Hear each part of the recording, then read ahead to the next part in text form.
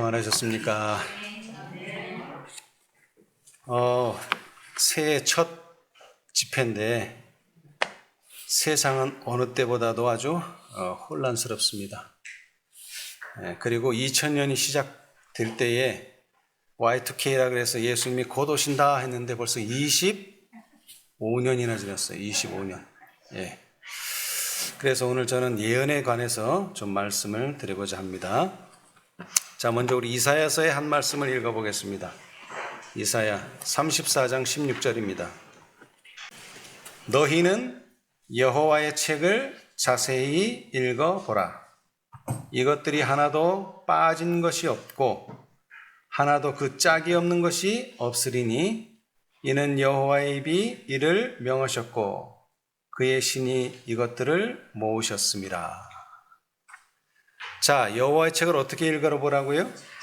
자세히 읽어보라. 그러면 뭐가 나타날까요? 자세히 읽어보면 빠진 것이 없다는 것을 보게 될 것이고, 또 중요한 것은 짝이 없는 것이 없다. 짝이 있다. 짝.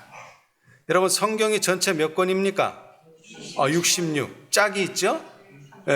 짝이 있어요. 특별히 오늘 제가 예언에 대해서 연구하려고 하는데, 이 예언은 뭐가 짝이냐면은 역사가 짝이에요. 그렇죠? 분명히 예언을 했으면 그게 어떻게 돼야 돼요? 실제로 이루어져야죠. 그게 이루어지면 뭐가 되는 거예요? 그게 역사가 되는 거예요. 역사.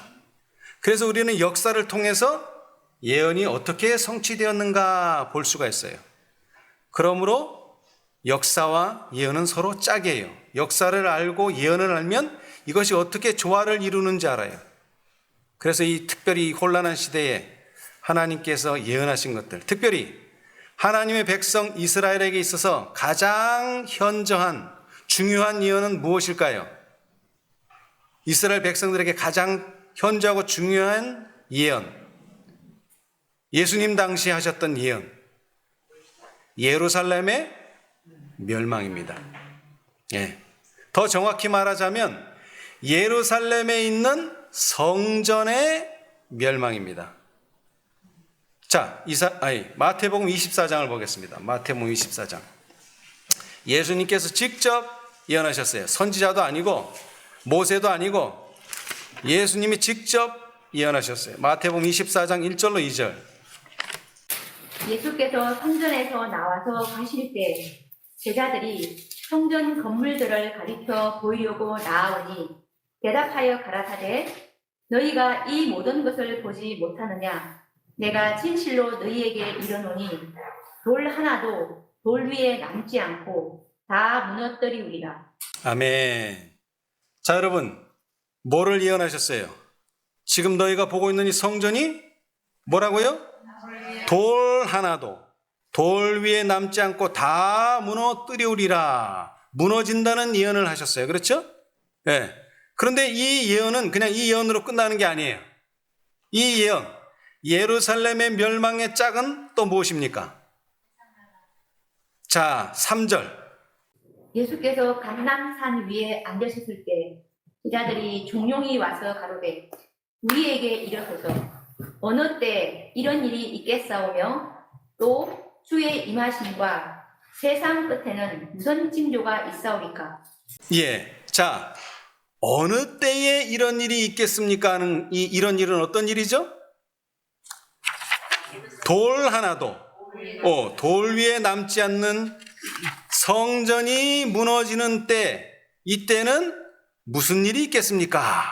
그 다음에 또 하나는요, 주의 임하심과 세상 끝에는 무슨 징조가 있사오리까? 물어봤어요. 그렇죠? 자, 이 두 사건은요 서로 짝이 됩니다. 예루살렘의 멸망은 무엇을 예고한다고요? 세상의 멸망. 세상의 멸망은 무엇을 통해서 알 수 있다고요? 예루살렘의 멸망. 그래서 우리는 먼저 예루살렘의 멸망을 봐야 되겠습니다. 자, 그런데 이것에 대해서 선지자의 증언을 좀 읽어보겠습니다. 시대의 소망 628페이지. 시대의 소망. 이 두 개 중에 먼저 첫 번째, 예루살렘의 멸망에 관해서. 시대의 소망 628페이지. 그리스도께서는 많은 백성이 듣는 가운데서 말씀하셨다. 그러나 그분이 감람산에 앉으셨을 때 베드로와 요한과 야고보와 안드레가 예수께 나왔다. 그들은 우리에게 이르소서 어느 때 이런 일이 있겠사오며 또 주의 임하심과 세상 끝에는 무슨 징조가 있사오리까 하고 물었다. 예수께서는 예루살렘의 멸망과 당신의 재림의 큰 날을 따로 분리하여 제자들에게 대답하지 않으셨다. 그분은 이 두 사건을 섞어서 말씀하셨다.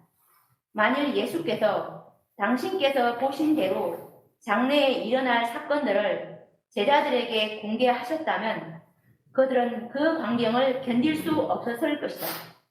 그들에게 자비를 베풀어 그분은 두 큰 위기를 섞어서 설명하시고 제자들이 스스로 그 뜻을 연구하도록 하셨다. 예수께서 예루살렘의 멸망을 언급하셨을 때 그분의 예언의 말씀은 그 사건을 넘어 주께서 일어나사 세상의 죄를 심판하셔서 땅이 더 이상 죽임을 당한 자들의 피를 숨기지 못하고 그대로 드러내 놓을 수밖에 없는 그 최후의 날에 일어날 대재화의 사건에까지 미쳤다. 이 모든 말씀은 제자들뿐만 아니라 이 세상 역사의 마지막 장면에 살게 될 사람들을 위하여서도 주어졌다. 아멘. 자, 여기에 두 가지 사건을 우리가 아는 바처럼 말씀하셨는데 이 중요한 것은 이 두 사건을 뭐 해서요? 섞어서 했다는 말의 의미가 뭘까요?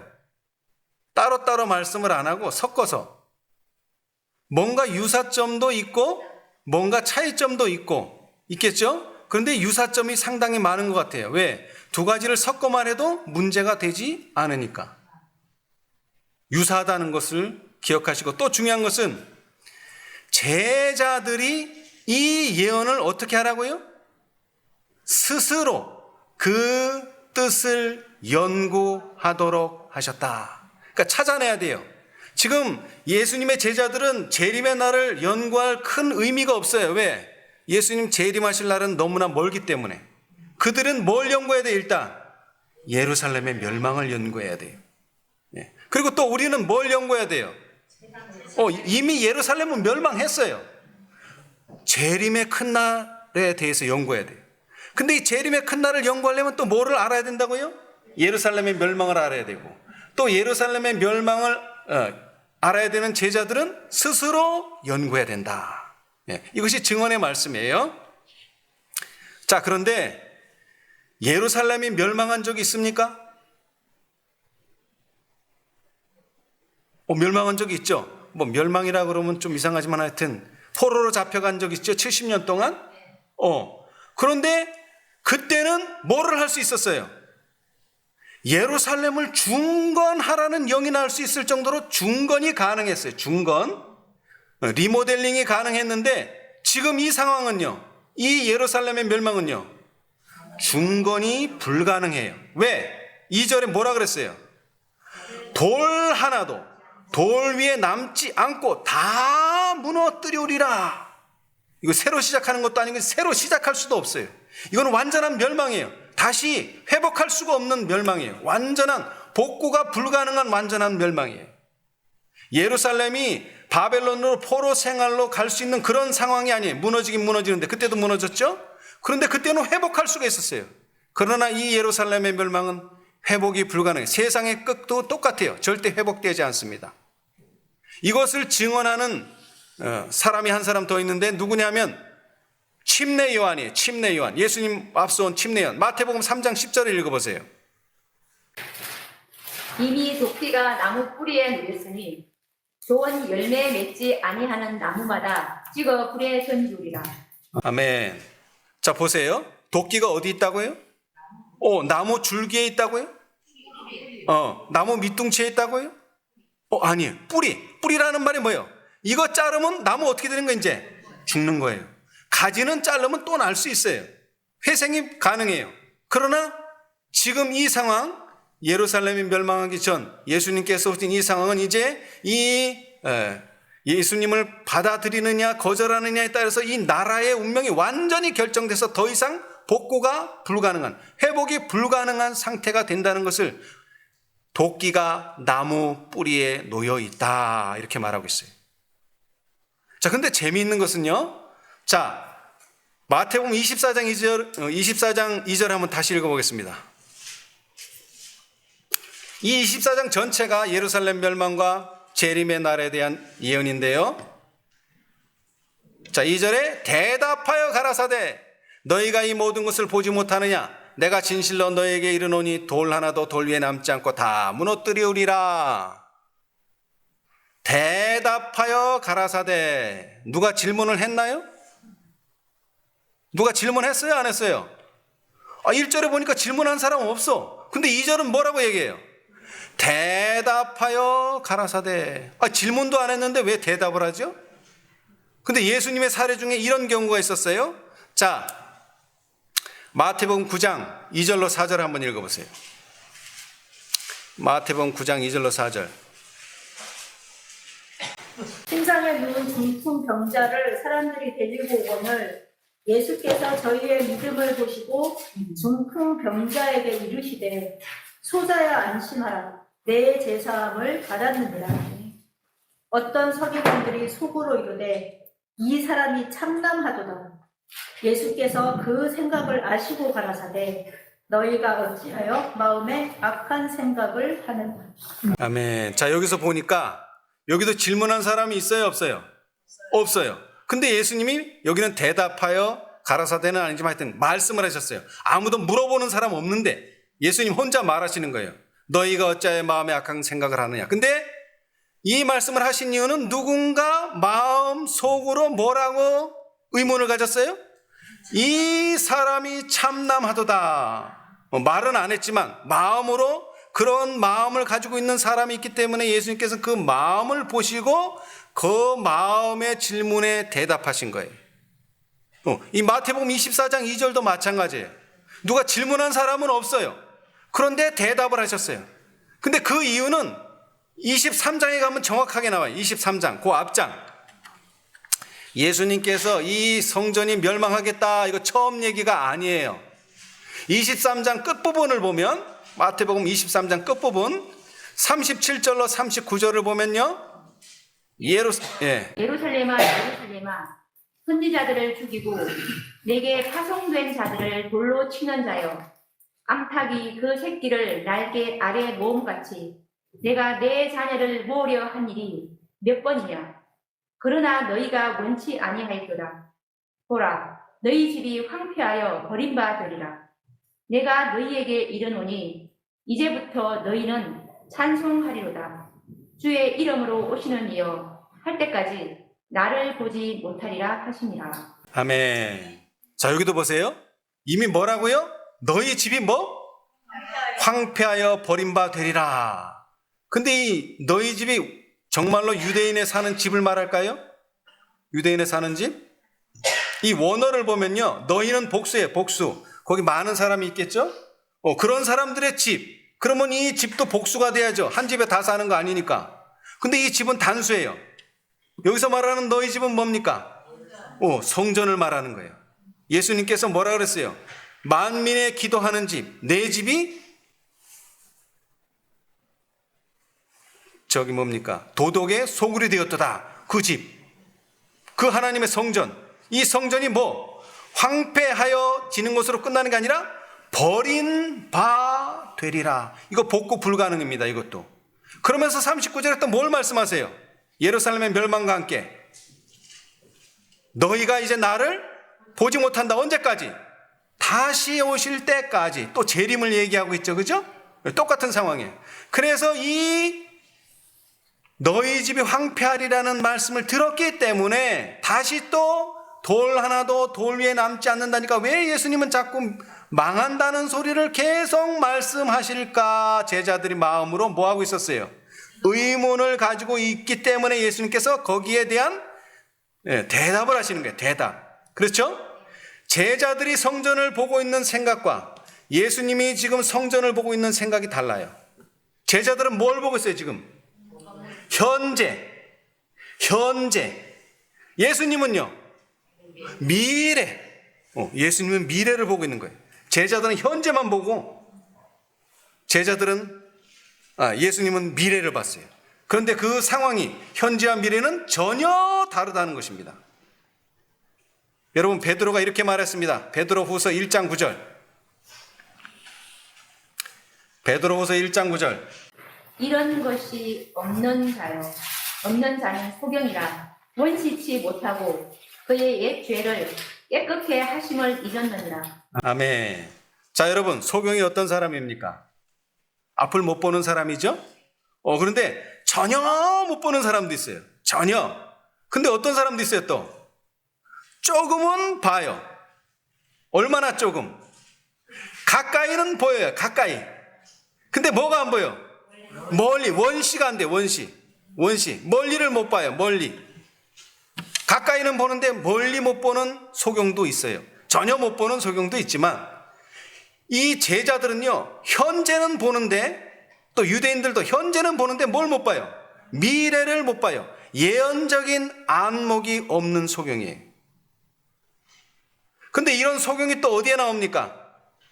라오디게아 교회에 나오죠. 라오디게아 교회. 자, 계시록 3장 17절로 18절. 계시록 3장 17, 18절. 내가 말하기를 나는 부자라 비유하여 부족한 것이 없다 하나 내 곤고한 것과 가련한 것과 가난한 것과 빈먼 것과 벌거벗은 것을 알지 못하리라.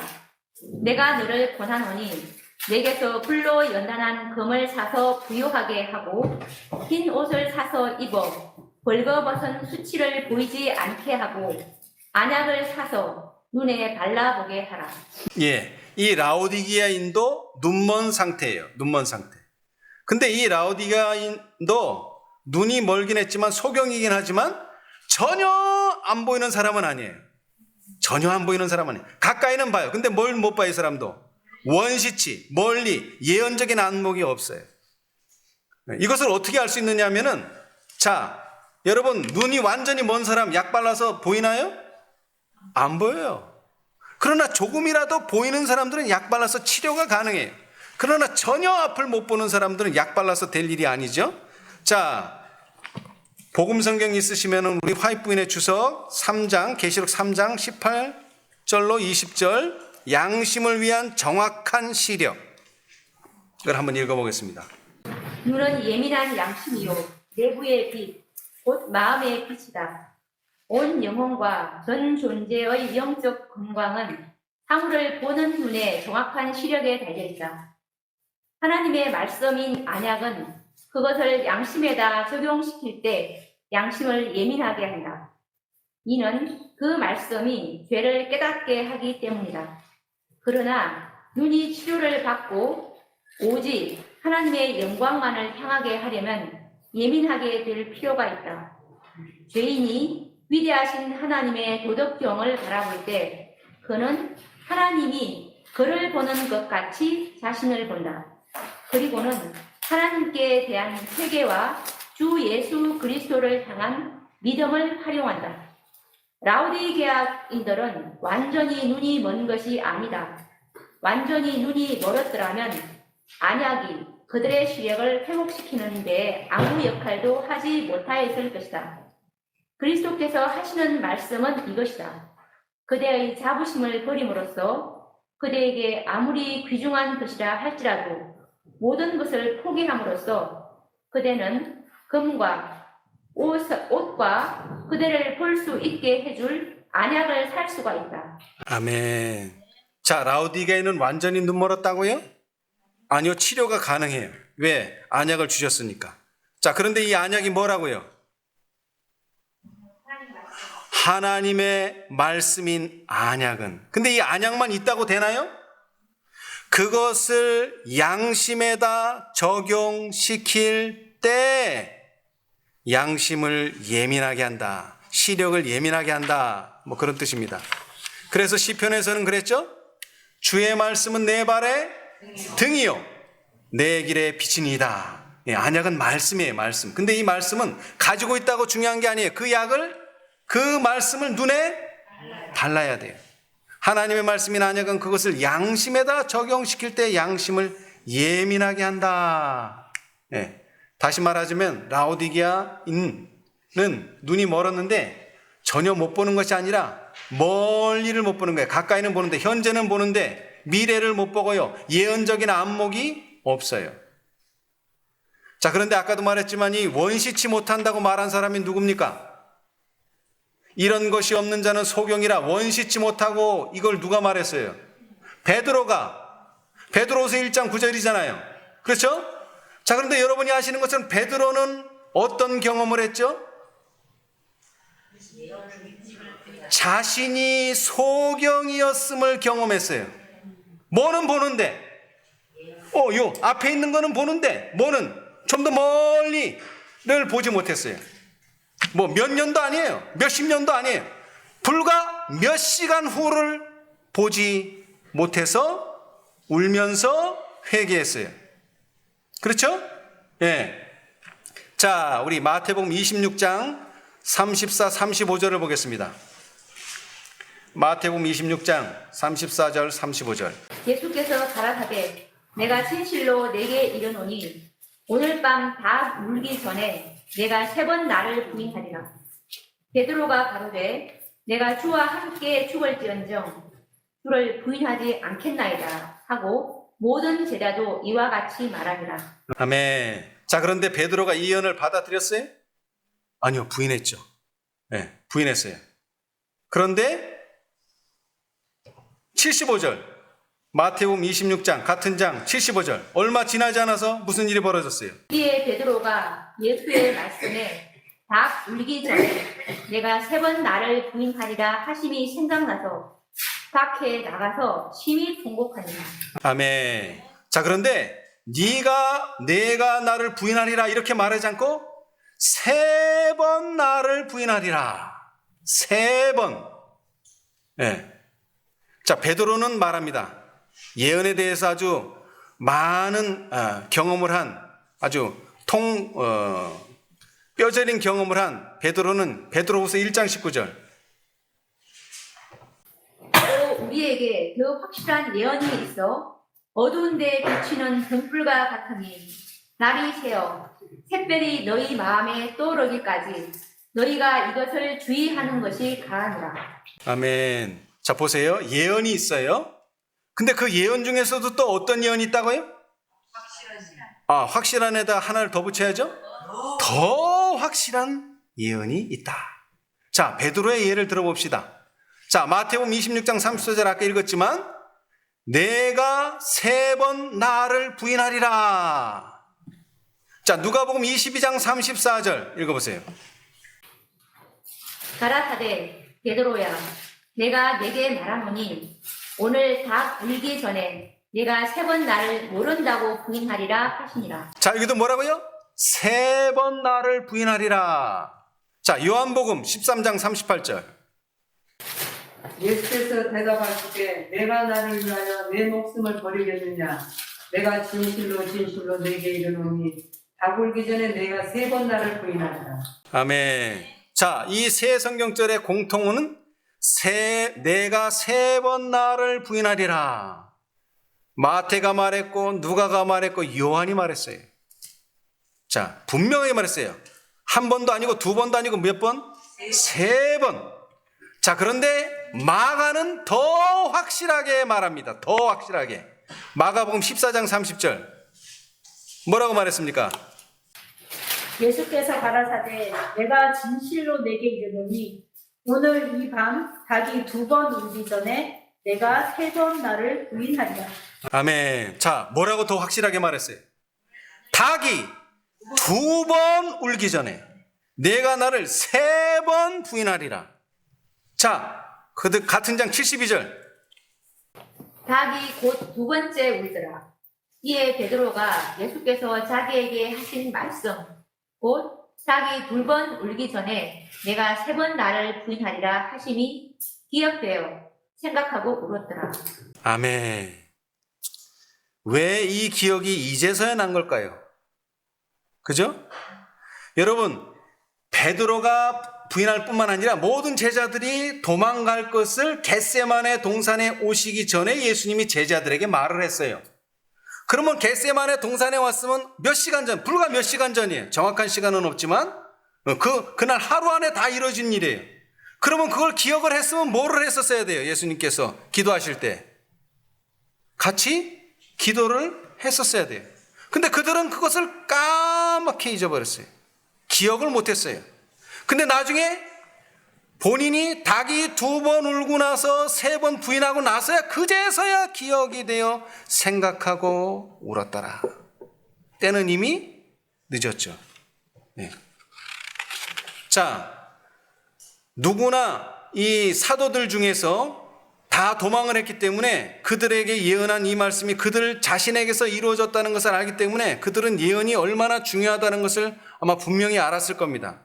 그런데 특별히 그 중에서도 베드로의 경험은 너무나 확실하고 분명한 거예요. 근데 그 베드로가 뭐라고 말했어요? 더 확실한 예언이 있어. 더 확실한 예언이 있다는 거예요. 네. 자, 이스라엘은 자신들이 기다리던 메시아이신 예수 그리스도를 십자가에 못 박음으로써 자신들의 운명에 인을 쳤습니다. 이제 이 운명은 바뀔 수 없어요. 예루살렘은 멸망합니다. 자, 그렇다면 예루살렘은 언제 멸망할 것이며 그리스도인은 언제 도망을 가야 할 것인가? 이거를 제자들은 이제 연구해서 찾아내야 돼요. 자, 누가복음 19장 42절로 44절. 날이 이를지라 내 원수들이 토성을 쌓고 너를 불러 사면으로 가두고 또 너와 및 그 가운데 있는 내 자식들을 땅에 메어치며 돌 하나도 돌 위에 남기지 아니하리니 이는 권고받는 날을 내가 알지 못함을 인함이니라 하시니라. 아멘. 자, 여기 뭐라고 말씀하셨어요? 날이 이를 것이다. 어떤 날? 내 원수들이 토성을 쌓고 너를 둘러 사면으로 가두고 너와 및 그 가운데 있는 내 자식들을 땅에 메어치며 돌 하나도 돌 위에 남기지 아니하리니. 자, 돌 하나도 돌 위에 남기지 않겠다는 말은 예루살렘의 멸망을 이야기하는데 그때가 언제냐? 내 원수들이 토성을 쌓고 너를 둘러쌀 때, 그때라는 거죠. 이게 누가복음 19장이에요. 근데 거기서 2장을 넘어가서 누가복음 21장 20절로 21절. 너희가 예루살렘이 군대들에게 에워싸이는 것을 보거든 그 멸망이 가까운 줄을 알라. 그때 유대에 있는 자들은 산으로 도망할지며 성내에 있는 자들은 나갈지며 촌에 있는 자들은 그리로 들어가지 말지어다. 아멘. 자, 이제 더 확실한 예언이에요. 뭐라고 그랬어요? 이제 여기서는 예루살렘이 뭐에게? 군대들에게 에워싸일 것이다. 그러면 어떻게 하라? 도망가라. 산으로 도망가라. 더 확실한 예언이에요. 그렇죠? 자, 이 예언에 대해서 우리 증언의 말씀을 읽어보겠습니다. 좀 더 이해하기 쉽도록 하기 위해서. 자, 각 시대 대쟁투 25페이지. 각 시대 대쟁투 25페이지.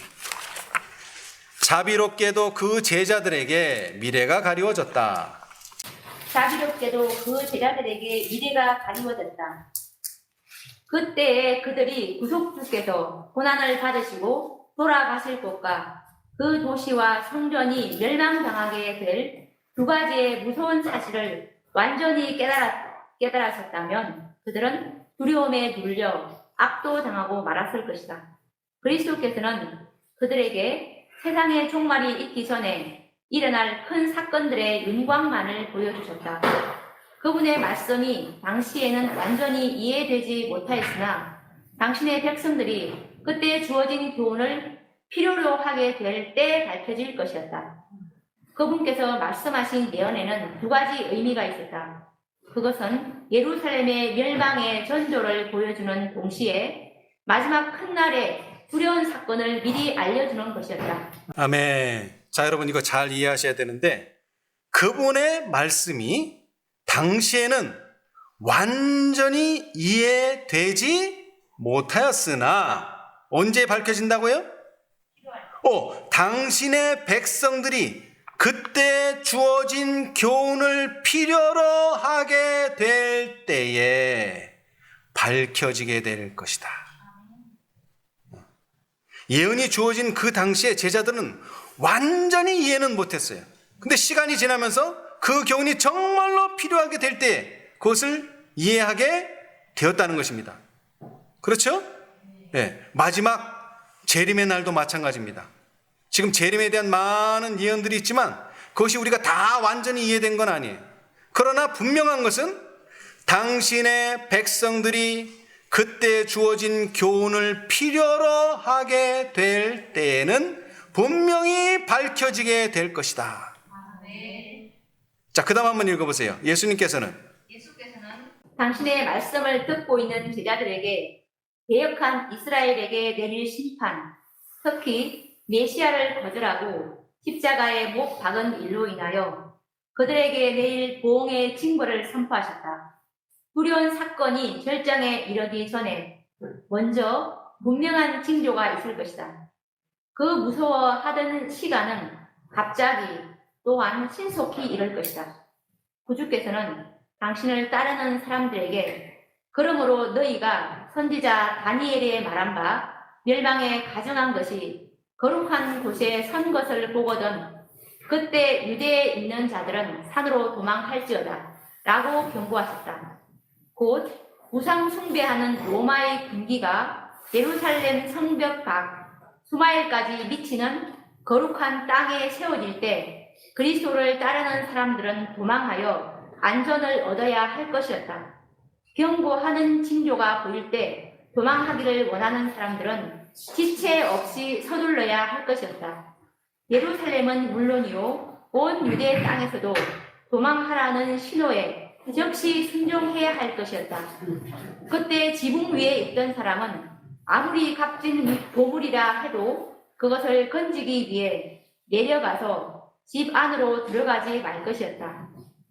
밭과 포도원에서 일하던 사람들은 더운 날에 일하기 위해 벗어둔 겉옷을 가지러 되돌아가므로 시간을 써서는 안 될 것이었다. 그들은 다른 사람들과 함께 멸망을 당하지 않기 위해 한순간도 지체하지 말아야 할 것이었다. 아멘. 자, 그러면서 이제 설명을 하기를 우상 숭배하는 로마의 군기가 예루살렘 성 밖 수마일까지 미치는 거룩한 땅에 세워질 때가 뭐라고요? 도망가라는 징조라는 겁니다. 도망가라는 신호라는 거예요. 그렇죠? 네. 근데 이것이 임의적인 해석이 아니라 누가 예언하셨어요? 예수님께서. 그러므로 너희가 선지자 다니엘의 말한 바 멸망에 가증한 것이 거룩한 곳에 선 것을 보거든 읽는 자는 깨달을진저 그때 유대에 있는 자들은 산으로 도망할지어다. 누가 말했다고요? 예수님이 말했지만 뭐를 인용하셨다고요? 다니엘의 말한 바. 여러분 다니엘 몇 장 몇 절에 나와요? 이 말씀이. 멸망에 가증한 것이 거룩한 곳에 선 것을 보거든 그때 유대에 있는 자들은 산으로 도망할지어다. 이거 다니엘서 몇 장 몇 절에 나와요? 안 나옵니다. 이런 성경절 없어요. 찾아보세요. 있나? 없어요. 그런데 왜 예수님은 다니엘의 말한 바 멸망에 가증한 것이 거룩한 곳에 선 것을 보거든 그때 유대에 있는 자들은 산으로 도망하라 이렇게 말씀하셨을까요? 이 예언, 예루살렘이 멸망한다는 이 예언을 이해하려면 무슨 책을 봐야 된다? 일단 다니엘서를 봐야 된다. 이것은 분명합니다. 그러나 직접적으로 멸망에 가증한 것이 거룩한 곳에 선 것을 보거든 그때 유대에 있는 자들은 산으로 도망하라는 성경절은 없습니다. 그런 성경절 없어요. 그러면 왜 예수님은 이렇게 말씀하셨을까요? 다니엘서를 연구해 보니 이 예루살렘은 은혜의 시기 동안만 존재하지만 은혜의 시기가 끝나면 어떻게 된다? 멸망할 것이 다니엘서에 분명히 예언되어 있어요. 그렇죠? 그런데 이것이 우리가 원하는 대로 신약의 마태복음에 나와 있는 대로 멸망에 가증한 것, 이 단어 자체도 다니엘서에는 안 나와요. 뭐 이 다니엘서에는 히브리어와 아람어가 섞여 있다는데 언어가 달라서가 아니라 이 문자 자체가 같지는 않다는 겁니다. 그래서 이 가증한 것, 멸망에 가증한 것 중에서 가증한 것, 바로 이교 로마, 우상을 숭배하는 로마를 상징하는 이 가증한 것이 다니엘서에는 미운 물건이라 이렇게 표현되어 있어요. 미운 물건. 자, 다니엘서 9장 27절. 다니엘서 9장 27절. 그가 장차 많은 사람으로 더불어 한 일의 동안에 언약을 굳게 정하겠고 그가 그 일의 절반에 제사와 예물을 금지할 것이며 또 잠포하여 미운 물건이 날개를 의지하여 쓸 것이며 또 이미 정한 종말까지 진노가 황폐케 하는 자에게 쏟아지리라 하였느니라. 아멘. 자, 미운 물건이 뭐라고요? 마태복음에 나오는 멸망에 가증한 것입니다. 자, 그 다음에 11장 31절. 군대는 그의 편에서도 성소 곧 견고한 곳을 더럽히며 매일 드리는 제사를 폐하며 멸망케 하는 미운 물건을 세울 것이요. 예, 여기도 뭐라고요? 미운 물건이 멸망에 가증한 것이에요. 자, 다니엘 12장 11절. 매일 드리는 제사를 폐하며 멸망케 할 미운 물건을 세울 때부터 1290일을 지낼 것이요. 아멘. 자, 그런데 이 미운 물건, 멸망에 가증한 것은 언제 나타나서 언제 예루살렘을 멸망케 한다 그런 내용은 없고 멸망에 가증한 것의 특징이 여기 나와 있는 거예요. 그렇죠? 예. 자, 그 다음에 거룩한 곳이 나오죠. 이 예수님의 예언의 두 가지 키워드는 가증한 것과 거룩한 것입니다. 가증한 것과 거룩한 것. 가증한 것은 다니엘서에서는 가증한 것이라고 표현되어 있지 않고 미운 물건이라 이렇게 표현되어 있어요. 미운 물건. 그 다음에 거룩한 곳은요. 다니엘서에서는 다니엘 9장 16절. 주여 내가 구하옵나니 주는 주의 공의를 쫓으사 주의 분노를 주의 성 예루살렘 주의 거룩한 산에서 떠나게 하옵소서. 자, 거기까지만 읽겠습니다. 자, 거룩한 뭐가 나와요? 산. 이 마태복음에서는 거룩한 곳이라고 했는데 이 다니엘서에는 거룩한 곳이 거룩한 산이에요. 자, 다니엘 9장 20절. 내가 이같이 말하여 기도하며 내 죄와 및 내 백성 이스라엘의 죄를 자복하고 내 하나님의 거룩한 산을 위하여 내 하나님 여호와 앞에 간구할 때. 예, 여기도 거룩한 산. 그리고 19절에 말했듯이 주의 성 예루살렘이 곧 거룩한 산입니다. 예. 자, 그 다음에 9장 24절.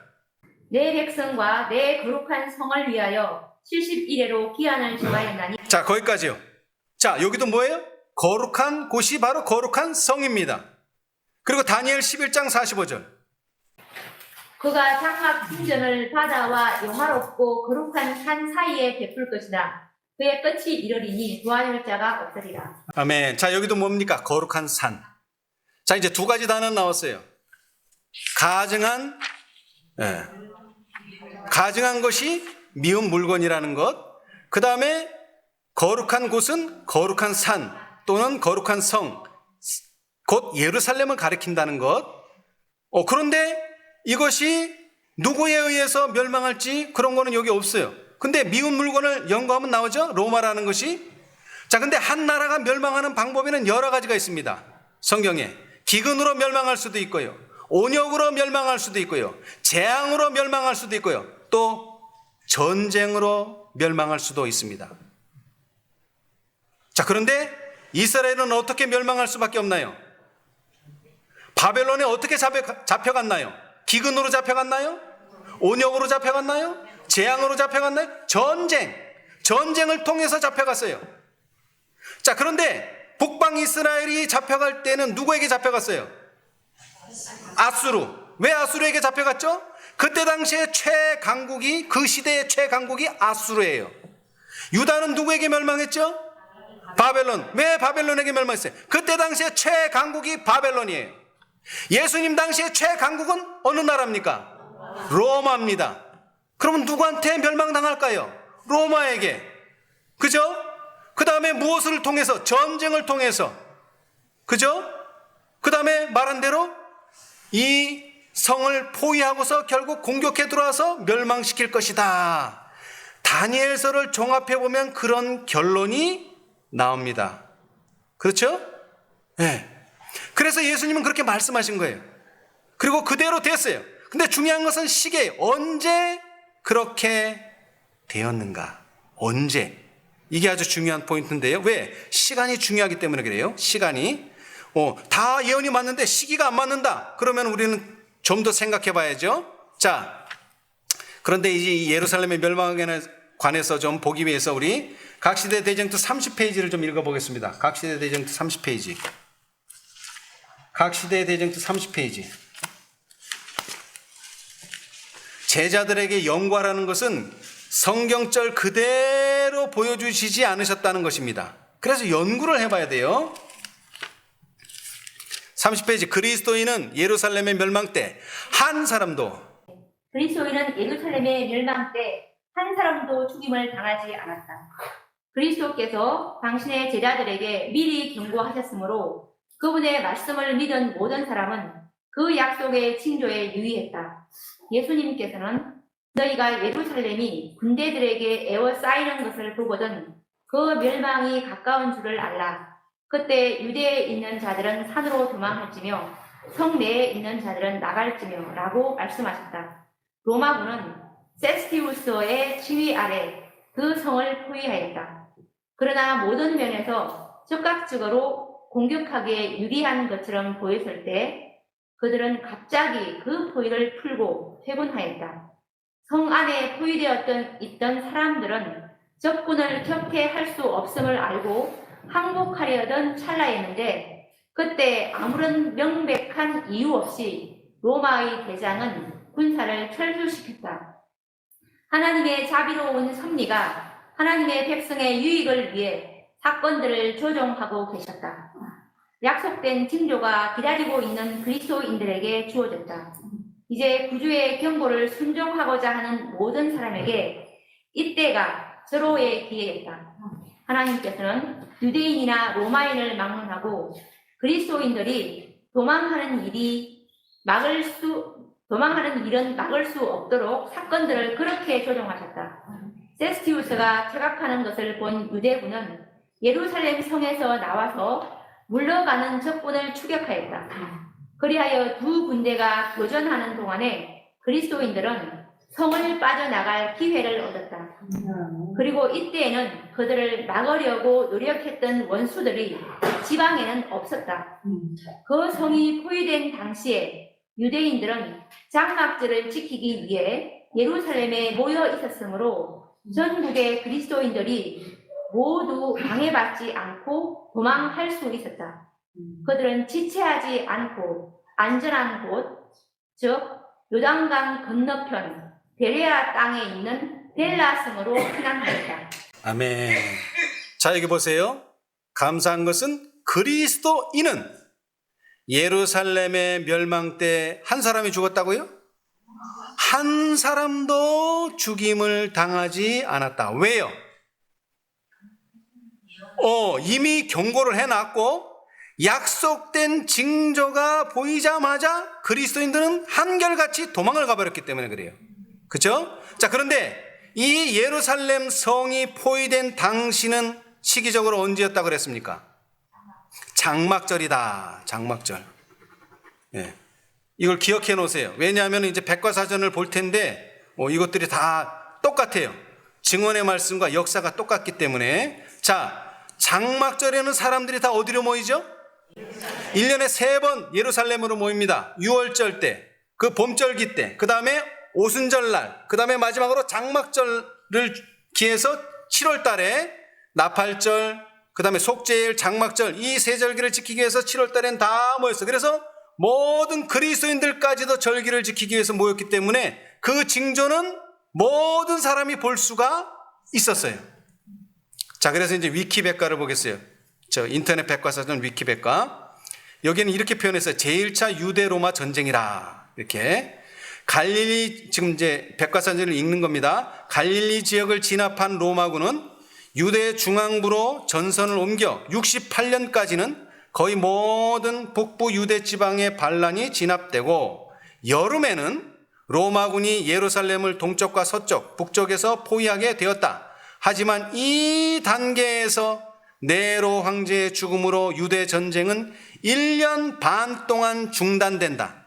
1년 반이라는 기간 동안 유대 쪽에서는 시설 보강이나 식량 비축 같은 방어 대책에 전념하면서도 다가오는 6월절에 예루살렘을 방문할 작정인 사람들에게 전투가 벌어질 테니까 예루살렘에 오지 말라고 말리지 않았으며, 오히려 예년처럼 6월절은 예루살렘에서 보내라고 장려하기도 했다.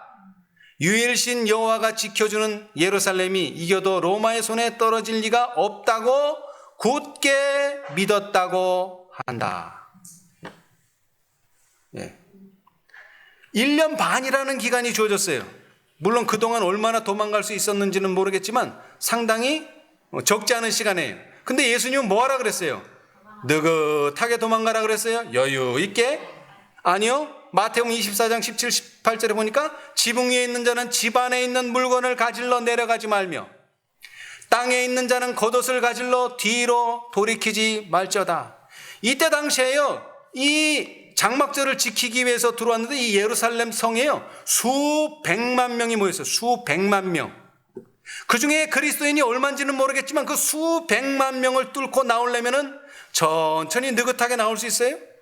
아니요, 절대 그렇지 않아요. 기간은 1년 6개월이라는 기간이 주어졌지만 그 기간 안에 본인은 빨리 나와야 돼요. 안 그러면 수백만 명을 뚫고 나오기가 쉽지 않아요. 그리고 언제 멸망했느냐? 위키백과를 다시 보면 70년 8월 10일 예루살렘 성전이 성 안으로 돌입한 로마군에 의해 불탔으며 9월 8일에 시내에서의 저항도 수그러들고 20일에 저항은 모두 끝났다. 그러니까 언제 완전히 멸망했어요? 9월 20일 가을에 예루살렘 성벽을 무너뜨린 로마군은 도시를 철저히 파괴하고 불태웠다. 유대인들이 신성하게 여기는 예루살렘 성전도 철저히 약탈당했다. 자, 다시 말하지만 이 세스티우스 장군에 의해서 언제 포위됐다고요? 언제? 장막절 때. 그죠? 장막절 때. 가을 장막절 때. 그랬는데 이상하게 아무런 이유도 없이 이 포위가 풀렸어요. 그렇죠? 그래서 많은 사람들이 도망갔어요. 그런데 한 1년 6개월이 지나서 AD 서기 70년 6월절이 됐는데 그때 많은 유대인들이 이 성에 절기를 지키기 위해서 왔으며 또 이미 전에 이 예루살렘 성이 포위된 적이 있는데도 불구하고 염려하지 말고 절기를 지키러 와라. 그래서 그 말만 믿고 갔던 사람. 왜? 이곳은 하나님의 성전이고 하나님이 우리를 지켜주실 것이다. 철석같이 믿었던 사람들이 거기 간 거예요. 그런데 봄에 6월절에 포위가 됐는데 언제 완전히 멸망했어요? 가을에. 그 수개월 동안, 거의 6개월 동안을 그 성경이 표현한 그대로 서로 잡아먹고, 그런데 대쟁투 31페이지 보면 이때 당시 양식이 6개월은 버틸 정도로 충분했다는 거예요. 그런데 왜 아비규환이 됐느냐? 서로 더 가지려고 하는 욕심. 이런 것 때문에 있는 식량도 다 나눠 먹지 못하고 서로 죽이고 죽는 그런 일이 벌어졌다는 거예요. 자, 그런데 제가 얘기했죠. 시기. 자, 예수님께서 언제 예루살렘이 멸망할 것을 예언하셨느냐? 십자가에 돌아가시기 직전 그 순환주간에 얘기하셨어요. AD 31년 봄에 얘기하셨어요. 근데 언제 포위당했다고요? AD 70년 봄 6월절 날 포위가 된 거예요. 두 번째 포위. 그런데 언제 실제로 멸망했다고요? 가을. 자, 31년 봄에서 70년 봄까지는 몇 년이 지났나요? 70에서 31을 빼면 39년. 그리고 6월절이 다음 해 71년 봄이 되기 전에 이미 70년 가을에 예루살렘은 완전히 멸망한 거예요. 40년이 되기 직전에 예루살렘이 멸망한 거예요. 그런데 예수님께서 뭐라고 말씀하셨어요? 마태복음 24장 34절. 내가 진실로 너희에게 이런 말하노니 이 세대가 지나가기 전에 이 일이 다 이루리라. 자, 뭐라고요? 이 세대가 지나기 전.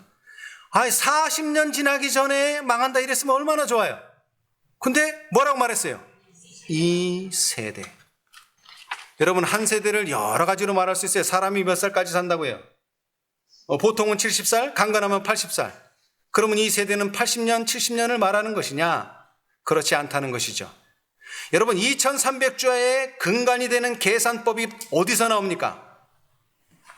2300주야의 계산하는 법, 하루가 1년이라는 그 법칙이 어디서 나와요? 민수기 14장 34절. 너희가 그 땅을 탐지한 날수 40일의 하루를 1년으로 환산하여 그 40년간 너희가 너희의 죄악을 질지니 너희가 나의 실어버림을 알리라 하셨다 하라. 그래서 왜 40년 동안 광야를 방황해야만 했습니까? 이 세대가 다 죽는데 걸리는 시간이 얼마라고요? 40년. 그게 바로 한 세대입니다. 이게 한 군데만 안 나와요. 짝이 필요하죠? 에스겔 4장 6절에도 나와요. 그 수가 차거든 너는 우편으로 누워 유다 족속의 죄악을 담당하라. 내가 네게 40일로 정하였나니 1일이 1년이니라. 여기도 40년이에요. 그래서 이 예언상의 세대는 40년을 말합니다. 그래서 예수님께서 AD 31년 봄에 예언하셨는데 얼마가 되기 전에? 40년이 되기 전에, 다시 말하면 AD 71년 봄이 되기 전에 예루살렘은 뭐 할 것이다? 멸망할 것이다. 근데 그대로 된 거예요. 불과 몇 개월을 남기고 예수님께서 최대한 자비를 베푸셔서 가을에, 봄에 멸망하면 딱 맞는데 봄이 되기 직전에 멸망한 거예요. 여러분, 이제 이것은 과거의 사실입니다. 그러죠? 예. 이제 우리는 뭘 기다리고 있죠? 재림을 기다리죠. 예. 재림은 어떨까요? 자, 오늘 우리가 예루살렘의 멸망에 대해서 배웠는데 우리는 이제 예루살렘의 멸망에 뭐를 배워야 된다고요? 더 확실한 예언을 배워야 됩니다. 이것이 더 확실해질 때 이제 우리는 예수님의 재림도 더 확실한 예언 가운데에서 이해하게 될 것이고 맞아들이게 될 것입니다. 오늘 이 시간 우리 모두가 다 예루살렘의 멸망에 관한 더 확실한 예언을 배우게 되시기를 바라면서 오늘 말씀 마치겠습니다. 감사합니다.